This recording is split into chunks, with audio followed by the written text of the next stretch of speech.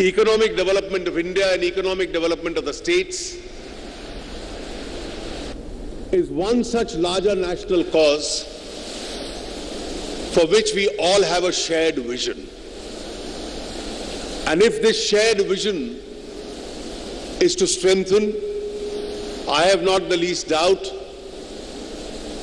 that India's growth, as also West Bengal's growth, would be much larger.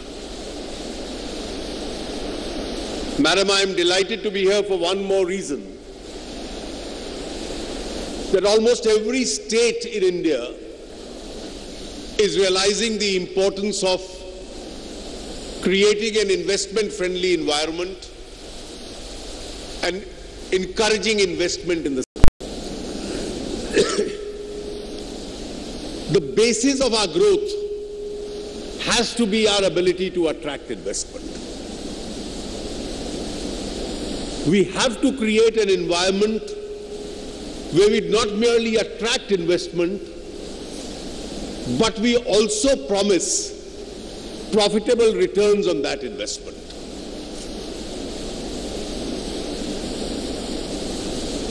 Industry will expect a return on investment, and therefore our entire environment has to be such that it ensures that investment will lead to greater investment. It's only if there is investment, there will be economic activity. If there is economic activity, there will be growth. There will be job creation. If there is profitability, your revenues and our revenues will be up. And if our revenues are up, it will help us both to service the social sector. It will help us to create a better infrastructure and inevitably attract much greater investment. I am therefore delighted to find that in your address there is an invitation to the world at large to come and invest in the state of West Bengal, which had a long legacy of industry. West Bengal has several strengths. As Dr. Mitra just pointed out, it's strategically located. It's one of the most important cities of India and perhaps the most important city of Eastern India. It's our gateway to Southeast Asia. Its neighborhood is various international states, many of which we have to economically compete with. The state itself has a whole history of intellectual capital. The state is well equipped with water. It's been traditionally strong on agriculture. It has produced some of the best minds. And it had historically some of the largest industries of India. Unfortunately, many of them did shift out.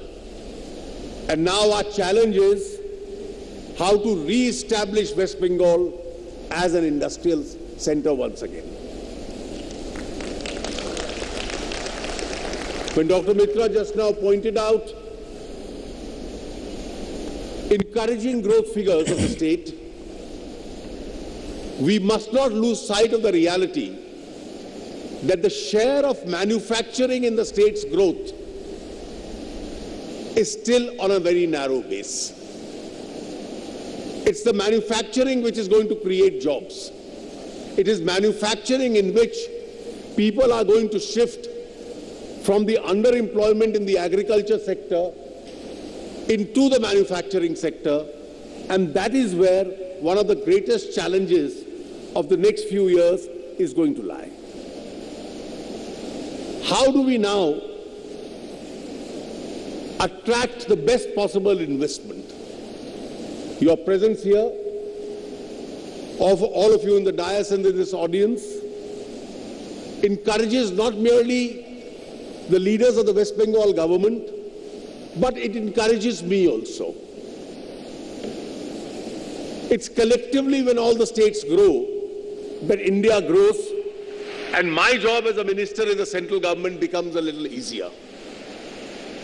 In order to attract and invite investment into all these sectors in West Bengal, as also in any other state in India, we have to bear in mind that one of the greatest challenges, and this applies to the entire country,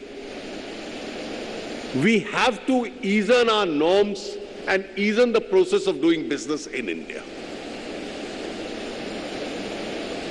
Investor has a choice.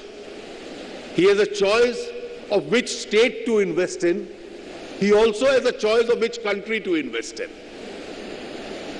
And therefore, we have to narrow down his choice so that his choice focuses on India and a particular state.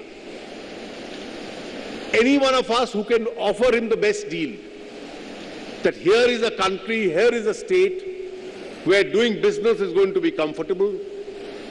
We have a red carpet laid down for you. Doing business is going to be extremely conducive. It's going to be extremely purposeful and profitable. The investor is going to get attracted to that particular region.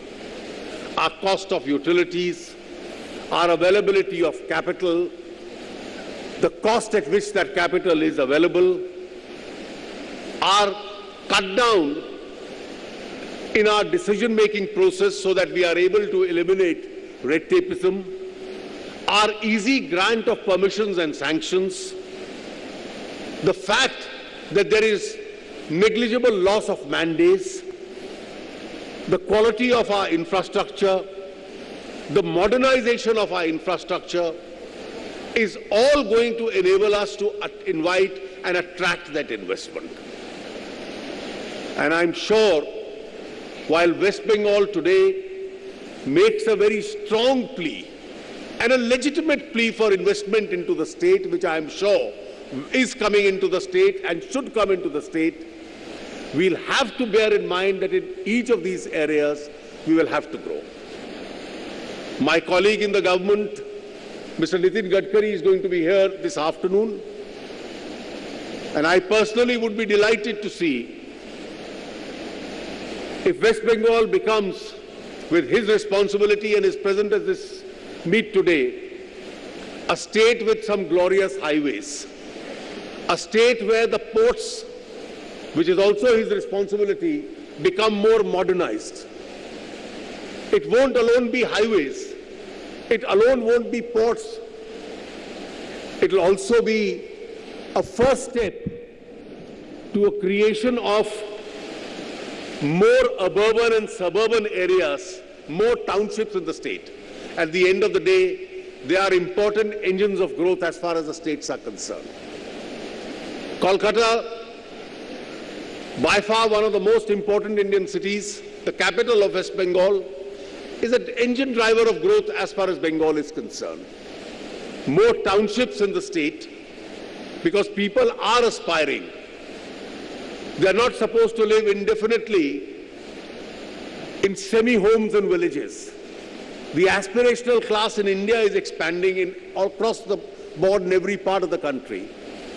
They are shifting in large numbers to urban and suburban centers because that's where economic activity is. With this historical background of intellectual capital, Bengal probably would have to see many more universities of international quality, built both by the states, by the center, as also by the private sector, more healthcare institutions. Last year in the union budget, we sanctioned an All India Institute of Medical Sciences in West Bengal. I am sure steps are being taken now to expedite its setting up in West Bengal itself. More tourism attraction centers, because as the film which was displayed just now clearly did demonstrate that. And I'm sure when each one of you invests in the state, I am here to assure you the central government will strongly stand behind the state government in order to support each one of the rupees and dollars that you invest in the state.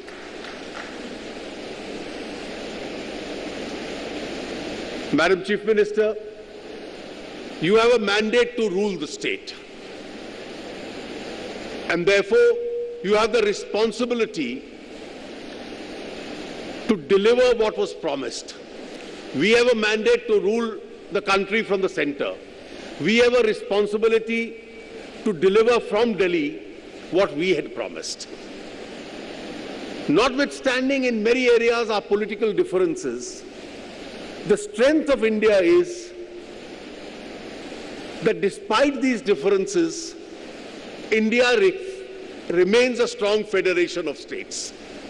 As a strong federation of states, India continues to grow with the cooperation of the center and the states.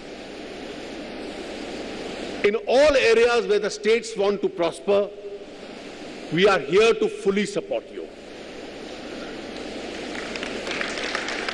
I'll just mention 3 steps which will help the state of West Bengal to further consolidate its fiscal position. A large part of the money that we are going to get because of the auction of the coal blocks is going to go to the coal-producing states.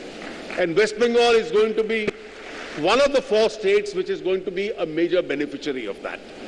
Dr. Amit Mitra's job in the next fiscal is going to be made much easier because of that. Not only are we going to pay you one installment of the CST compensation, which he has been strongly advocating before the 31st of March this year, the balance amount will also be paid in the times to come.